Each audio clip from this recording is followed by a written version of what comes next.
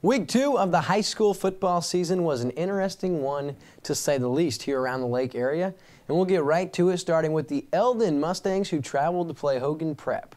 The game was on Saturday during the day due to the Hogan Prep Rams not actually having lights at the field, making night games not even possible. And the story of the game for Coach Jolly's squad was turnovers. Eldon turned the ball over a mind-boggling 6 times, 4 fumbles, 2 interceptions, and allowed 66 points while falling 66-46 and seeing their record evened at 1. A couple positive for the Mustangs to take from the loss, where they gained 414 yards on the ground and racked up 46 points while outscoring the Rams 15-0 in the fourth quarter. Eldon's going to have another tough test this Friday when they travel to Jeff City to take on the undefeated Blair Oak Falcons. That game is on Friday and will start at 7 p.m. The Camdenton Lakers were at home for the second consecutive week to start this season, and they came up just short in their comeback efforts against West Plains. The Lakers fell by a score of 13-12, and they were on the wrong end of a couple special teams miscues that ended up costing them the game. The Lakers were able to score a touchdown on a 9-yard strike from quarterback Dylan Decker to sophomore Jackson Ezard with just 22 seconds remaining, pulling the Lakers within 1. However, the extra point attempt sailed wide left and the Lakers fell 13-12.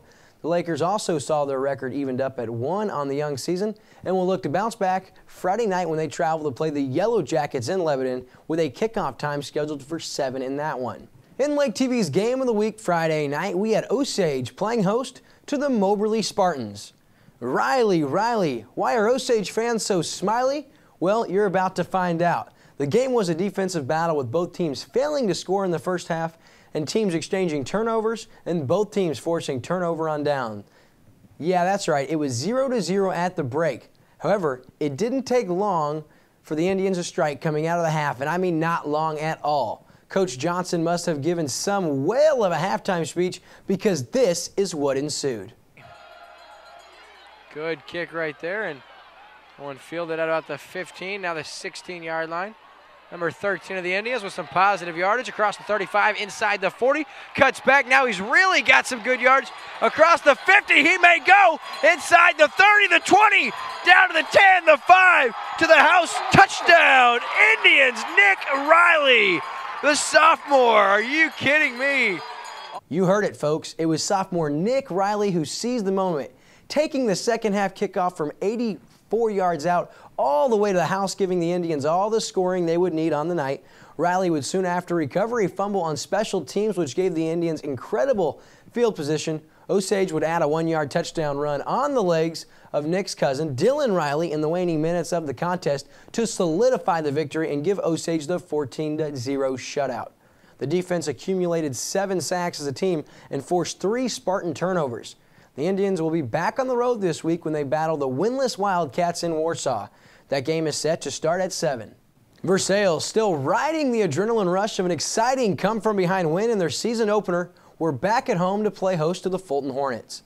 The Hornets proved to be too much for Coach Silver's team, who fell by a score of 56-22. The Tigers were very balanced on the night and were led by sophomore sensation Taylor Dobbins, who came in just under the 100-yard mark, rushing for the game and found the end zone twice. Dobbins has had an incredible start to the season. He's had 3 total touchdowns and has erupted onto the scene as a playmaker for the young Tigers. Although football was played, the health of Versailles freshman Grant Hutchinson quickly became the focus. Hutchinson, a freshman for the Tigers, suffered a bruised spinal cord in the game and was flown to the University Hospital in Columbia. It was a scary moment indeed for Versailles players, coaches, fans, faculty, and everyone close to the situation. Luckily, all tests revealed no neck or back breaks or damage to the spinal cord, and the nerves were just taking a little time to warm up. Hutchinson is currently still at the University Hospital undergoing physical therapy. Grant, pictured here, is in good spirits and is motivated to recover as soon as possible. This information and picture were provided by Grant's mother, Dana, who says 100% recovery is anticipated and expected, and he could be ready to go as early as this Friday.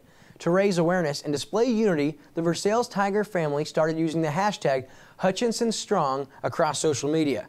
The Tigers will have to play big on the road with or without their injured teammate this Friday when they travel to California to play the winless Pintos in their Tri-County Conference opener.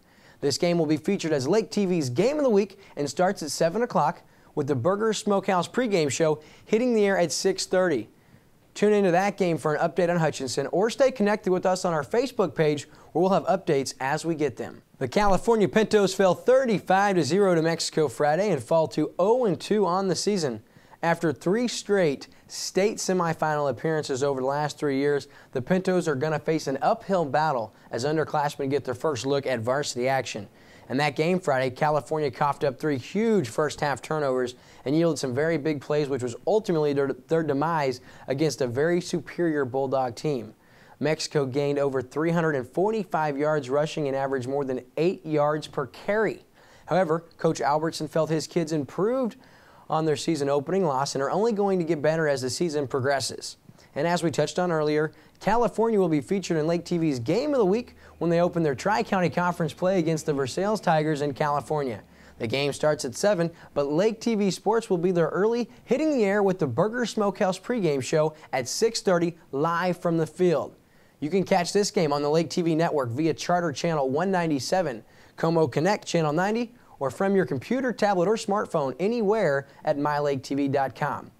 So we here at the LakeTV studio are looking very forward to what honestly promises to be an exciting Friday of high school football around the Lake area. Don't forget, we'll be bringing you live football with Versailles in California Friday. Well, that's all I've got for you now, folks. And on behalf of LakeTV Sports, I'm William Holtz, and I'll see you at the game.